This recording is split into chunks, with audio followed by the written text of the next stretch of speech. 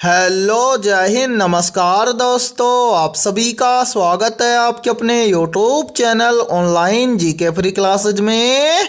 आज के इस क्लास में हम रेलवे ग्रुप डी परीक्षा 2025 के लिए 41वां मॉडल पेपर लेकर आए हैं और इस 41वें मॉडल पेपर के अंदर हम बहुत ही इंपॉर्टेंट क्वेश्चनों को कवर करेंगे। और मेरे भाई ये सभी क्वेश्चन आपके रेलवे ग्रुप डी एग्जाम 2025 के लिए इंपॉर्टेंट रहेंगे, इसलिए इस 41वें मॉडल पेपर को आपको कंप्लीट देखना है और इस 41वें मॉडल पेपर के एंड में आपको बताना है कि आपके टोटल कितने क्वेश्चन सही होते हैं। और यदि आप इस चैनल से पहली बार जुड़े हैं तो चैनल को कर लेना सब्सक्राइब और बेल आइकन को प्रेस करना, ताकि ऐसे ही शानदार क्लास का नोटिफिकेशन आपको सबसे पहले देखने को मिले। तो चलिए शुरू करते हैं आज के इस 41वें मॉडल पेपर को बिना देरी के। पहला प्रश्न है आप सभी के सामने, नीचे दिए गए विकल्पों में से संबंधित संख्या को चुनिए। यानी कि यहाँ पर आपसे पूछा गया है कि इस प्रश्न चिन्ह के स्थान पर संबंधित संख्या कौन सी होगी। तो मेरे भाई इस टाइप के प्रश्न को आप एग्जाम में देखते हैं फटाफट से कैसे सोल्व करेंगे, तो वो देखिए जब भी इस टाइप का प्रश्न आपको एग्जाम में दिया जाए तो आपको क्या करना है। सबसे पहले तो आपको यहाँ पर पता करना है कि 15 से यहाँ पर 90 कैसे बना है। फिर इसी प्रकार से आपको यहां पर पता करना है कि 30 से यहां पर 90 कैसे बना है। फिर सेम इसी प्रकार से हम यहां पर बताएंगे कि 12 से इस प्रश्न चिन्ह के स्थान पर कौन सी संख्या आएगी। तो मेरे भाई यहां पर ध्यान से देखिए इस प्रश्न को किस लॉजिक के आधार पर सोल्व किया गया है। तो यहां पर ध्यान से देखिए यहां पर 15 से यहां पर 90 बनाने के लिए क्या किया गया है। सबसे पहले तो इस 15 की दोनों संख्याओं को आपस में जोड़ा गया है। तो मेरे भाई 15 की दोनों संख्याओं को आपस में जोड़ देंगे तो 1 और 5 मिलकर बन जाएगा 6। अब 6 से 90 बनाने के लिए क्या किया गया है, इस 6 का गुणा किया गया है इसी 15 के साथ में। तो मेरे भाई 6 का गुणा 15 के साथ में कर देंगे तो यहां पर बन जाएगा 15 छिके 90। और यहां पर ध्यान से देखिए 90 आप सभी के सामने दिया गया है। अब इसी प्रकार से हम यहां पर देखते हैं कि 30 से 90 इसी प्रकार से बना है क्या। तो करेंगे क्या, सबसे पहले तो 30 की दोनों संख्याओं को आपस में जोड़ लेंगे। तो मेरे भाई 30 की दोनों संख्याओं को आपस में जोड़ेंगे तो 3 और 0 मिलकर बन जाएगा 3। अब 3 से 90 बनाने के लिए क्या कर देंगे, इस 3 का मल्टीप्लाई कर देंगे इसी 30 के साथ में। तो मेरे भाई 3 का मल्टीप्लाई 30 के साथ में करेंगे तो यहां पर बन जाएगा 30 तिये 90। और यहां पर ध्यान से देखिए 90 आप सभी के सामने दिया गया है। तो मैं उम्मीद करता हूं कि आप यहां पर आसानी से बता दोगे कि 12 से इस प्रश्न चिन्ह के स्थान पर कौन सी संख्या आएगी। तो आंसर हम यहां पर आसानी से बता देंगे कि 12 से इस प्रश्न चिन्ह के स्थान पर कौन सी संख्या आएगी। तो करेंगे क्या, सबसे पहले तो इस 12 की दोनों संख्याओं को आपस में जोड़ लेंगे। तो मेरे भाई यहां पर ध्यान से देखिए 12 की दोनों संख्याओं को आपस में जोड़ देंगे तो 1 और 2 मिलकर बन जाएगा 3। अब इस 3 का हम गुणा कर देंगे किसके साथ में, इसी 12 के साथ में। तो मेरे भाई यहां पर ध्यान से देखिए 3 का गुणा 12 के साथ में करेंगे तो यहां पर बन जाएगा 12 तिये 36। यानी कि इस प्रश्न चिन्ह के स्थान पर संख्या भरी जाएगी 36। अब हमें देखना है कि 36 किसी ऑप्शन में है। तो आंसर है 36 हमें दिया गया है ऑप्शन सी के अंदर। तो पहले प्रश्न के अंदर ऑप्शन सी हो जाएगा सभी का करेक्ट आंसर। तो उम्मीद करता हूं कि यह पहला प्रश्न आपको अच्छे से क्लियर हो गया होगा। और जब भी इस टाइप का प्रश्न आपको एग्जाम में दिया जाएगा तो आप फटाफट से सोल्व कर लेंगे, ठीक है। तो चलिए फिर अगला प्रश्न देखते हैं। दूसरा प्रश्न है आप सभी के सामने, कौन सा वेन आरेख निम्नलिखित वर्गों को सही निरूपित करता है। यानी कि दूसरा प्रश्न आप सभी के सामने वेन डायग्राम से संबंधित प्रश्न दिया गया है और आपसे पूछा गया है कि शतरंज, टेनिस और खेल का सही वेन डायग्राम किस प्रकार का बनेगा। तो मेरे भाई वेन डायग्राम से संबंधित प्रश्न को आप एग्जाम में देखते ही फटाफट से कैसे सोल्व करेंगे, तो वो देखिए आपको जब भी एग्जाम के अंदर वेन डायग्राम से संबंधित प्रश्न दिया जाए तो आपको क्या करना है, सबसे पहले तो उन शब्दों को ध्यान से देखना है जिन शब्दों से आपको वेन डायग्राम तैयार करना है, और आपको करना क्या है, उन शब्दों के बीच में देखना है रिलेशन है। तो मेरे भाई यहाँ पर ध्यान से देखिए हमारे सामने 3 शब्द हैं जिनसे हमें क्या करना है, वेन डायग्राम तैयार करना है। तो देखिए पहला शब्द है शतरंज, दूसरा शब्द है टेनिस और तीसरा शब्द है खेल। तो हम क्या करेंगे, सबसे पहले तो इन तीनों शब्दों के बीच में देखेंगे रिलेशन। तो मेरे भाई यहाँ पर ध्यान से देखिए सबसे पहले हम रिलेशन देखेंगे शतरंज और टेनिस के बीच में। तो क्या शतरंज और टेनिस के बीच में कोई रिलेशन है, तो नहीं सर, शतरंज और टेनिस के बीच में कोई भी रिलेशन नहीं है, यानी कि शतरंज खेल अलग होता है और टेनिस खेल अलग होता है। इसी प्रकार से हम क्या करेंगे, टेनिस और खेल के बीच में रिलेशन देखेंगे। तो मेरे भाई टेनिस और खेल के बीच में कोई रिलेशन है, तो हाँ सर टेनिस और खेल के बीच में रिलेशन है। क्या रिलेशन है, तो जो टेनिस होता है ये एक प्रकार का क्या होता है, खेल होता है। इसी प्रकार से हम रिलेशन देखेंगे शतरंज और खेल के बीच में। तो क्या मेरे भाई शतरंज और खेल के बीच में कोई रिलेशन है, तो हाँ सर शतरंज और खेल के बीच में भी रिलेशन है। क्या रिलेशन है, तो जो शतरंज होता है ये भी एक प्रकार का क्या होता है, खेल होता है। अब इतना आपको पता चल गया। अब वेन डायग्राम कैसे तैयार करेंगे, तो वो देखिए यहां पर देखिए मेरे भाई, अभी आपने बताया कि शतरंज भी क्या है, एक खेल है, और टेनिस भी क्या है, तो मेरे भाई टेनिस भी एक क्या है, खेल है। तो इन तीनों शब्दों में से कॉमन शब्द कौन सा है, तो मेरे भाई यहाँ पर कॉमन शब्द है खेल। तो यहाँ पर हम पहला आरेख बना देंगे किसके लिए, खेल के लिए। फिर देखिए दूसरा आरेख हम बनाएंगे किसके लिए, शतरंज के लिए। अब शतरंज का खेल के साथ में कोई रिलेशन है, तो हाँ सर शतरंज क्या है, एक प्रकार का खेल है। तो मेरे भाई शतरंज का आरेख आ जाएगा किसके अंदर है, खेल के आरेख के अंदर है। तो यहां पर देखिए खेल के आरेख के अंदर हम बना देंगे शतरंज का आरेख है। इसी प्रकार से क्या बच गया, टेनिस बच गया। तो टेनिस का रिलेशन है शतरंज और खेल के साथ में है, तो हाँ सर टेनिस का रिलेशन खेल के साथ में तो है लेकिन शतरंज के साथ में नहीं है। तो मेरे भाई टेनिस का आरेख बन जाएगा किसके अंदर है, खेल के अंदर है। तो खेल के आरेख के अंदर हम बना देंगे तीसरा आरेख किसके लिए, टेनिस के लिए। और ध्यान से देखिए शतरंज और टेनिस दोनों क्या हैं, अलग अलग हैं। तो आपका 100% सही वेन डायग्राम बन जाएगा इस प्रकार से। अब आपको देखना है कि इस प्रकार का वेन डायग्राम किसी ऑप्शन में है, तो आंसर है इस प्रकार का वेन डायग्राम हमें दिया गया है ऑप्शन ए के अंदर है। तो दूसरे प्रश्न के अंदर ऑप्शन ए हो जाएगा सभी का करेक्ट आंसर है। तो उम्मीद करता हूं कि दूसरा प्रश्न आप सभी को अच्छे से क्लियर हो गया होगा। और जब भी आपको एग्जाम के अंदर वेन डायग्राम से संबंधित प्रश्न दिया जाएगा तो आप फटाफट से सोल्व कर लेंगे, ठीक है। तो चलिए फिर अगला प्रश्न देखते हैं।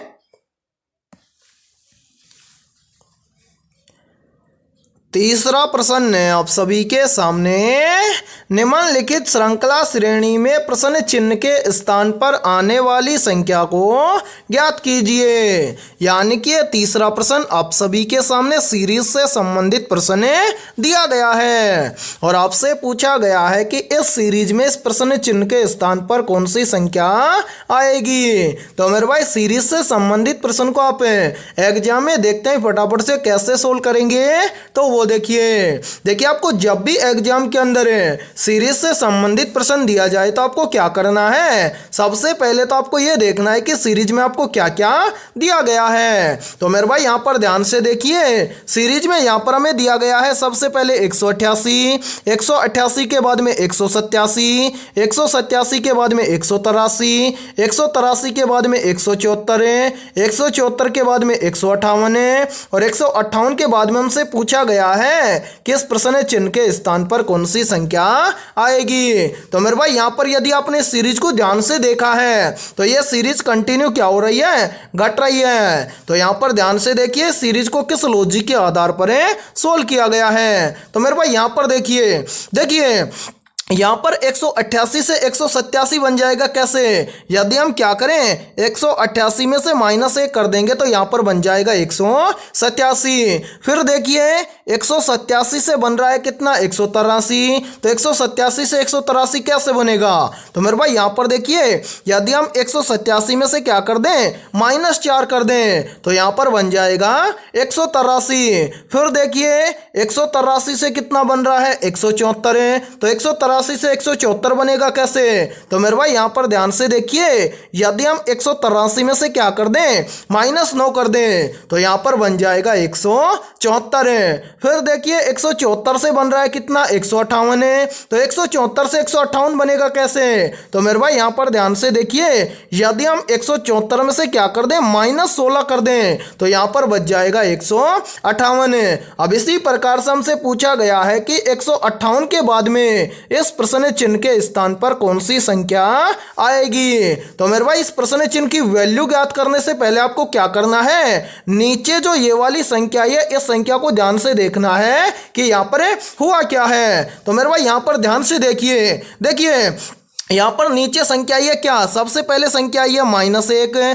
फिर संख्या ये -4, फिर संख्या ये -9, फिर संख्या ये -16। तो अब आगे हम कितना माइनस करें कि इस प्रश्न चिन्ह की वैल्यू ज्ञात हो जाए? तो मेरे भाई यहाँ पर देखिए 16 से अगली संख्या ज्ञात करने से पहले हमें क्या करना है, इन सभी संख्याओं को ध्यान से देखना है कि यहाँ पर हुआ क्या है। तो मेरे भाई ध्यान से देखिए जो ये 1 है ये क्या है, तो मेरे भाई 1 है क्या 1 का स्क्वायर। फिर देखिए 1 के बाद में क्या है 4 क्या है, तो मेरे भाई आप सभी को पता है 4 क्या है 2 का स्क्वायर। फिर देखिए 4 के बाद में है 9 क्या है, तो मेरे भाई 9 है 3 का स्क्वायर। फिर देखिए 9 के बाद में क्या है 16 क्या है, तो मेरे भाई 16 है 4 का स्क्वायर। अब 16 से अगली संख्या में क्या करना है, ज्ञात करना है। तो ध्यान से देखिए यहाँ पर जो ये संख्या दी गई है नीचे ये क्या हो रही है, कंटिन्यू चल रही है, यानी कि 1 का स्क्वायर 2 का स्क्वायर 3 का स्क्वायर 4 का स्क्वायर। अब आगे क्या हो जाएगा, तो मेरे भाई 4 के स्क्वायर के बाद में हो जाएगा 5 का स्क्वायर। 5 का स्क्वायर कितना होता है, तो आप सभी को पता है कि 5 का स्क्वायर होता है 25, यानी कि 16 से अगली संख्या आएगी कितनी 25। यहाँ पर हमें क्या करना है, माइनस करना है, यानी कि इस प्रश्न चिन्ह की वैल्यू ज्ञात हो जाएगी कैसे, यदि हम इस 158 में से क्या कर दें -25 कर दें तो इस प्रश्न चिन्ह की वैल्यू ज्ञात हो जाएगी। तो मेरे भाई यहाँ पर ध्यान से देखिए हमें क्या करना है 158 में से माइनस करना है कितना 25 है। तो यहाँ पर ध्यान से देखिए यदि हम 158 में से -25 कर देंगे तो यहाँ पर बच जाएगा 133 है, यानी कि इस प्रश्न चिन्ह के स्थान पर संख्या भरी जाएगी 133 है। अब हमें देखना है कि संख्या 133 किसी ऑप्शन में है, तो आंसर है संख्या 133 हमें दी गई है ऑप्शन बी के अंदर है। तो तीसरे प्रश्न के अंदर ऑप्शन बी हो जाएगा सभी का करेक्ट आंसर है। तो उम्मीद करता हूं कि तीसरा प्रश्न भी आप सभी को अच्छे से क्लियर हो गया होगा, और जब भी आपको एग्जाम के अंदर सीरीज से संबंधित प्रश्न दिया जाएगा तो आप अच्छे से क्लियर कर लेंगे, ठीक है। और मेरे भाई यहाँ पर देखिए यदि ये क्लास आपको पसंद आ रही है तो जल्दी से एक बार इस क्लास को लाइक कर दीजिए, और यदि आप इस चैनल से पहली बार जुड़े हैं तो चैनल को कर लीजिए सब्सक्राइब और बेल आइकन को प्रेस करना, ताकि ऐसे ही शानदार क्लास का नोटिफिकेशन आपको सबसे पहले देखने को मिले। और देखिए यदि आप पहली बार के अंदर रेलवे ग्रुप डी एग्जाम 2025 को क्रैक करना चाहते हैं तो हमने आपके रेलवे ग्रुप डी एग्जाम 2025 के लिए GK, GS, mathematics, science, current affairs और रीजनिंग के लगभग 21,000 प्लस मोस्ट इंपोर्टेंट क्वेश्चनों का पीडीएफ सेट तैयार किया है। यदि आप ये 21,000 प्लस मोस्ट इंपोर्टेंट क्वेश्चनों का पीडीएफ सेट लेना चाहते हैं तो आप हमारे इस व्हाट्सएप नंबर पर कांटेक्ट करके ले सकते हैं। और मेरे भाई इस पीडीएफ सेट की प्राइस हमने रखी है मात्र और मात्र 51 रुपये, यानी कि 51 रुपये की फीस के अंदर आपको ऑल सब्जेक्ट के ऊपर टॉपिक वाइज लगभग 21,000 प्लस मोस्ट इंपोर्टेंट क्वेश्चनों का पीडीएफ सेट दिया जाएगा। और मैं आप सभी को ये गारंटी देता हूँ यदि आप इन 21,000 प्लस क्वेश्चनों को रेलवे ग्रुप डी एग्जाम 2025 से पहले यदि आप अच्छे से तैयार कर लेते हो तो आप पहली बार के अंदर रेलवे ग्रुप डी एग्जाम 2025 को क्रैक कर जाओगे। तो मेरे भाई जल्दी से जाइए और इस व्हाट्सएप नंबर पर आप कांटेक्ट करके इस पीडीएफ सेट को ले लीजिए और एग्जाम से पहले अपनी तैयारी को मजबूत बना लीजिए। और यदि इस पीडीएफ सेट के अंदर आपको किसी भी क्वेश्चन के अंदर कोई भी डाउट हो तो आप उस क्वेश्चन का स्क्रीनशॉट लेके हमारे व्हाट्सएप नंबर पर शेयर कर देना, उस क्वेश्चन का सॉल्यूशन आपको मिल जाएगा। ठीक है, तो चलिए फिर अगला प्रश्न देखते हैं। चौथा प्रश्न आप सभी के सामने, निम्नलिखित विकल्पों में से असंगत संख्या विकल्प का चयन करें। यानी कि यहाँ पर आपसे पूछा गया है कि इन चारों विकल्पों में से असंगत विकल्प कौन सा है। तो मेरे भाई इस टाइप के प्रश्न को आप एग्जाम में देखते ही मात्र 2 से 3 सेकंड में कैसे सोल्व करेंगे, तो वो देखिए जब भी इस टाइप का प्रश्न आपको एग्जाम में दिया जाए तो आपको क्या करना है, सबसे पहले तो इन चारों विकल्पों को ध्यान से देखना है। और यदि आप इन चारों विकल्पों को ध्यान से देखोगे तो इन चारों विकल्पों में से 3 विकल्प तो क्या मिलेंगे, किसी न किसी प्रकार से संगत मिलेंगे। और इन चारों विकल्पों में से इन 3 विकल्पों के अलावा एक विकल्प क्या मिलेगा, असंगत मिलेगा। और उस असंगत विकल्प का हमें क्या करना है, चयन करना है। तो मेरे भाई इस टाइप के प्रश्न को आप एग्जाम में देखते ही सोल्व कैसे करोगे, तो वो देखिए यहां पर देखिए मेरे भाई, सबसे पहले हमें क्या करना है, ऑप्शन ए को देखना है। ध्यान से देखिए ऑप्शन ए में हमें संख्या दी गई है 4 और 16। तो मेरे भाई यहां पर ध्यान से देखिए 4 का यदि हम स्क्वायर कर दें तो 4 का स्क्वायर होता है 16, यानी कि 4 का स्क्वायर करके इसके सामने ऐसे के ऐसे संख्या लिखी गई है। इसी प्रकार से ऑप्शन बी को ध्यान से देखिए ऑप्शन बी के अंदर हमें संख्या दी गई है 7 और 49 है। तो मेरे भाई यहां पर ध्यान से देखिए यदि हम क्या करें, इस 7 का स्क्वायर कर दें तो 7 का स्क्वायर होता है 49। इसी प्रकार से देखिए ऑप्शन सी को, ऑप्शन सी के अंदर हमें संख्या दी गई है 4 और 63। तो मेरे भाई यहां पर देखिए, यहां पर 4 का स्क्वायर 63 होता है क्या, तो नहीं सर, 4 का स्क्वायर 63 नहीं होता है। 4 का स्क्वायर होता है कितना,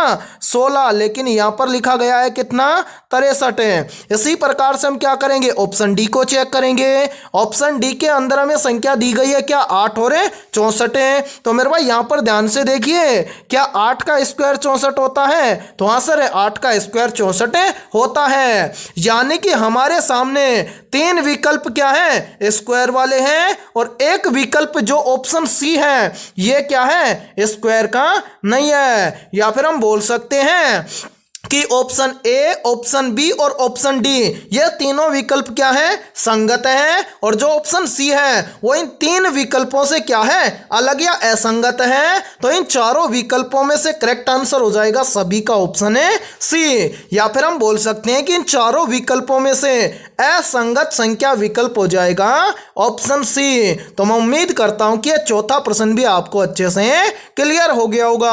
और जब भी इस टाइप का प्रश्न आपको एग्जाम में दिया जाएगा तो आप फटाफट से सोल्व कर लेंगे। ठीक है, तो चलिए फिर अगला प्रश्न देखते हैं।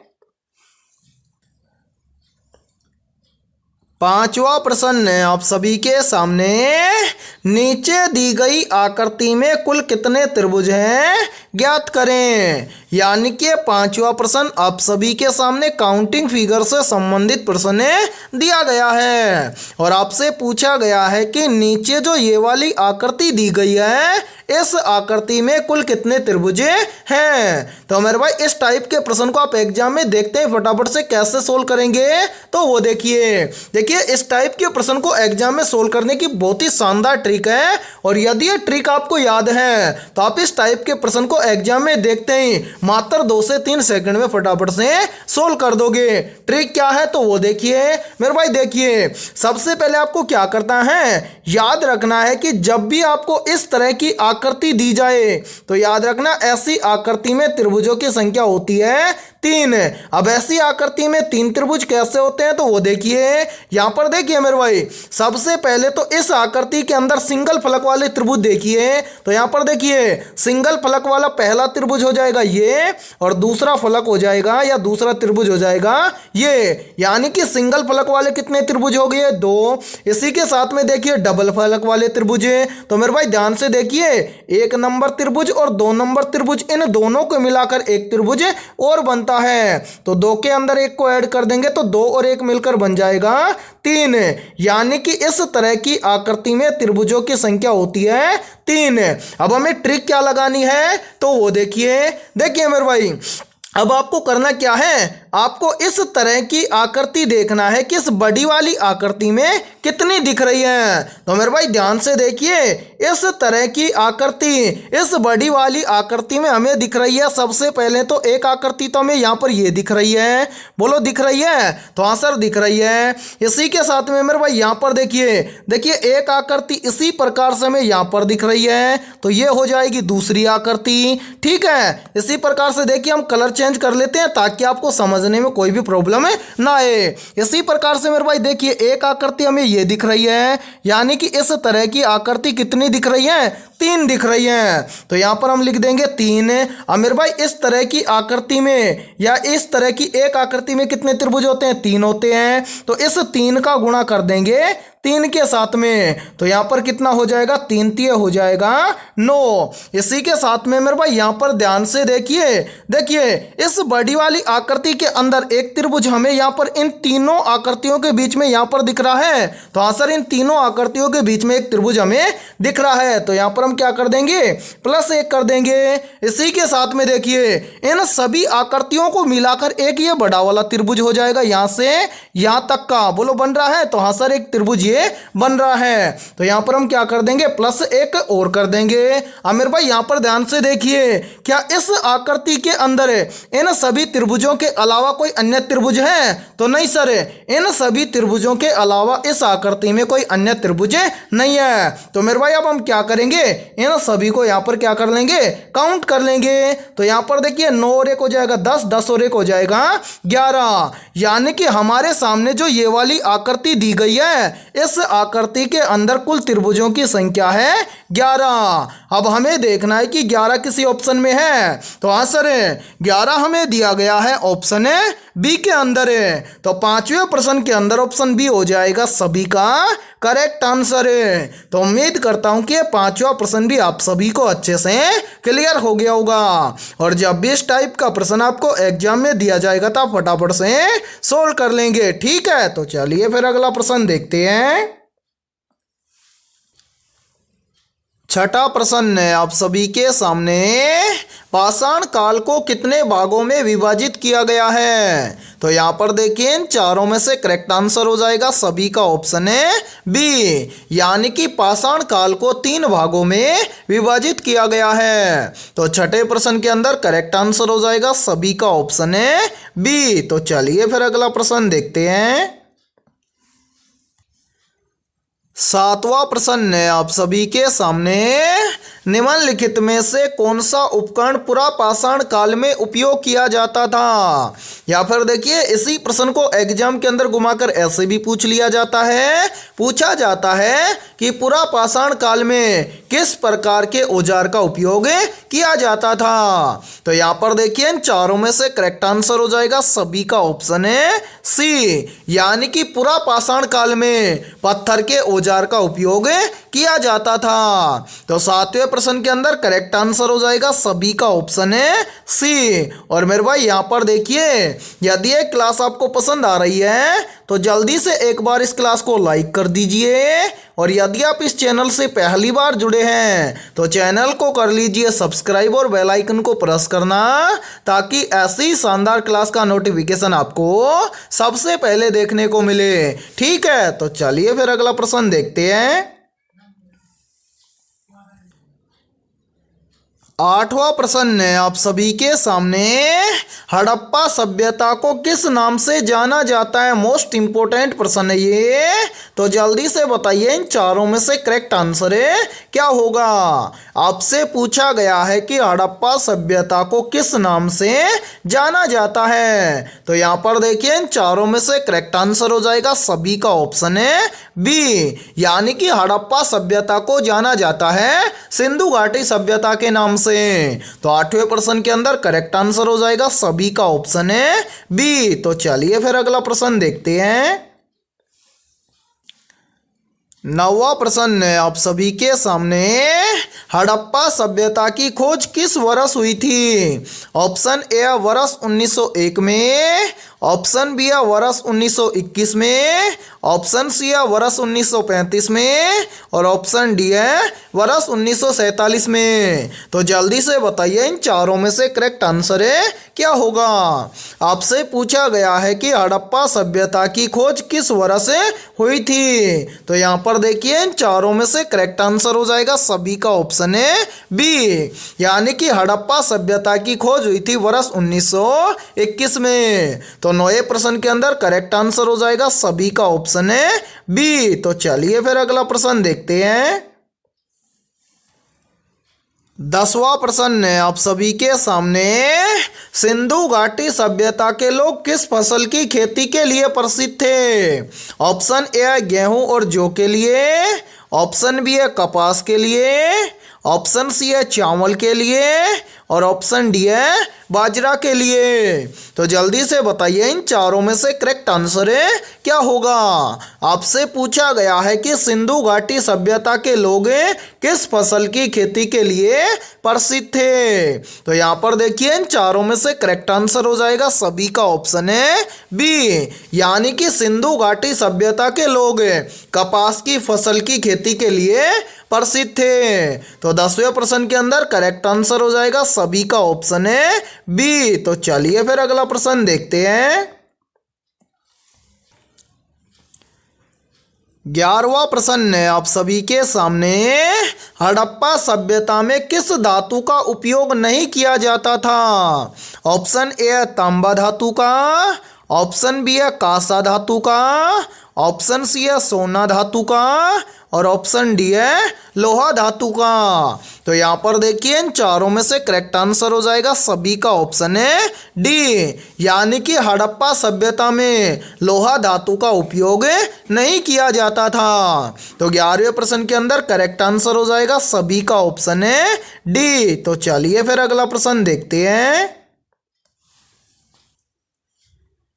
12वां प्रश्न है आप सभी के सामने। मोहनजोदड़ो में महान स्नानागार कहाँ स्थित है? या फिर देखिए इसी प्रश्न को एग्जाम के अंदर ऐसे भी पूछ लिया जाता है कि मोहनजोदड़ो में महान स्नानागार किस क्षेत्र में स्थित है। तो यहाँ पर देखिए इन चारों में से करेक्ट आंसर हो जाएगा सभी का ऑप्शन है ए, यानी कि मोहनजोदड़ो में महान स्नानागार दुर्ग क्षेत्र में स्थित है। तो 12वें प्रश्न के अंदर करेक्ट आंसर हो जाएगा सभी का ऑप्शन है ए। तो चलिए फिर अगला प्रश्न देखते हैं। 13वां प्रश्न है आप सभी के सामने। सिंधु घाटी सभ्यता में मिले पशुपति महादेव की मूर्ति से किस देवता की उपासना का संकेत मिलता है? तो यहाँ पर देखिए इन चारों में से करेक्ट आंसर हो जाएगा सभी का ऑप्शन है सी, यानी कि सिंधु घाटी सभ्यता में मिले पशुपति महादेव की मूर्ति से शिव की उपासना का संकेत मिलता है। तो 13वें प्रश्न के अंदर करेक्ट आंसर हो जाएगा सभी का ऑप्शन है सी। तो चलिए फिर अगला प्रश्न देखते हैं। 14वां प्रश्न है आप सभी के सामने। सिंधु घाटी सभ्यता में सबसे बड़ी निर्माण सामग्री कौन सी थी? ऑप्शन ए है पत्थर, ऑप्शन बी है लकड़ी, ऑप्शन सी है पकाई हुई ईंट और ऑप्शन डी है मिट्टी। तो यहाँ पर देखिए इन चारों में से करेक्ट आंसर हो जाएगा सभी का ऑप्शन है सी, यानी कि सिंधु घाटी सभ्यता में सबसे बड़ी निर्माण सामग्री थी पकाई हुई ईंट। तो 14वें प्रश्न के अंदर करेक्ट आंसर हो जाएगा सभी का ऑप्शन है सी। और इसी के साथ में देखिए आप सभी के लिए बहुत ही इंपॉर्टेंट सूचना है। यदि आप पहली बार के अंदर railway railway group D exam 2025 को क्रैक करना चाहते हैं तो हमने आपके रेलवे ग्रुप डी एग्जाम 2025 के लिए ऑल सब्जेक्ट के ऊपर टॉपिक वाइज लगभग 21,000 प्लस मोस्ट इंपोर्टेंट क्वेश्चनों का पीडीएफ सेट तैयार किया है। यदि आप ये 21,000 प्लस मोस्ट इंपोर्टेंट क्वेश्चनों का पीडीएफ सेट लेना चाहते हैं तो आप हमारे इस व्हाट्सएप नंबर पर कांटेक्ट करके ले सकते हैं। व्हाट्सएप नंबर है 7374826893। ये हमारा व्हाट्सएप नंबर है। इस व्हाट्सएप नंबर पर आप कांटेक्ट करके इस 21,000 प्लस क्वेश्चनों के पीडीएफ सेट को आप ले सकते हैं। और मेरे भाई इस पीडीएफ सेट की प्राइस हमने रखी है मात्र और मात्र 51 रुपये, यानी कि 51 रुपये की फीस के अंदर आपको ऑल सब्जेक्ट के ऊपर टॉपिक वाइज लगभग 21,000 प्लस मोस्ट इंपोर्टेंट क्वेश्चनों का पीडीएफ सेट दिया जाएगा। और मेरे भाई मैं आप सभी को ये गारंटी देता हूँ, यदि आप इन 21,000 प्लस क्वेश्चनों को रेलवे ग्रुप डी एग्जाम 2025 से पहले अच्छे से तैयार कर लेते हो तो आप पहली बार के अंदर रेलवे ग्रुप डी एग्जाम 2025 को क्रैक कर जाओगे। तो जल्दी से जाइए और इस व्हाट्सएप नंबर पर आप कांटेक्ट करके इस पीडीएफ सेट को ले लीजिए और एग्जाम से पहले अपनी तैयारी को मजबूत बना लीजिए। और इसी के साथ में हमारे इस यूट्यूब चैनल पर जितने भी क्लासेज होंगी उन सभी क्लासों का फ्री पीडीएफ सेट आपको हमारे व्हाट्सएप ग्रुप के ऊपर मिल जाएगा। ठीक है, तो चलिए फिर अगला प्रश्न देखते हैं। 15वां प्रश्न है आप सभी के सामने। भारतीय संविधान के प्रारूप समिति के अध्यक्ष कौन थे? वेरी इंपॉर्टेंट प्रश्न है ये, तो जल्दी से बताइए इन चारों में से करेक्ट आंसर क्या होगा। आपसे पूछा गया है कि भारतीय संविधान के प्रारूप समिति के अध्यक्ष कौन थे, तो यहाँ पर देखिए इन चारों में से करेक्ट आंसर हो जाएगा सभी का ऑप्शन है डी, यानी कि भारतीय संविधान के प्रारूप समिति के अध्यक्ष थे डॉक्टर भीमराव अंबेडकर। तो 15वें प्रश्न के अंदर करेक्ट आंसर हो जाएगा सभी का ऑप्शन है डी। तो मेरे भाई आज की इस क्लास के अंदर इतना ही। यदि ये क्लास आपको पसंद आई है तो जल्दी से एक बार इस क्लास को लाइक कर दीजिए और यदि आप इस चैनल से पहली बार जुड़े हैं तो चैनल को कर लीजिए सब्सक्राइब और बेल आइकन को प्रेस करना ताकि ऐसी शानदार क्लास का नोटिफिकेशन आपको सबसे पहले देखने को मिले। और आज की इस क्लास के अंदर हमने 15 बहुत ही इंपॉर्टेंट क्वेश्चन करवाए हैं, तो इन 15 में से आपके कितने क्वेश्चन सही हुए हैं सभी को कमेंट सेक्शन के अंदर कमेंट करके बताना है। और जिन भी अभ्यर्थियों के 15 में से लगभग 13 प्लस क्वेश्चन सही हुए हैं तो समझना उनकी तैयारी बेहतर है। तो फिर मिलते हैं ऐसे बेहतरीन क्वेश्चनों के साथ सुबह 11 बजे।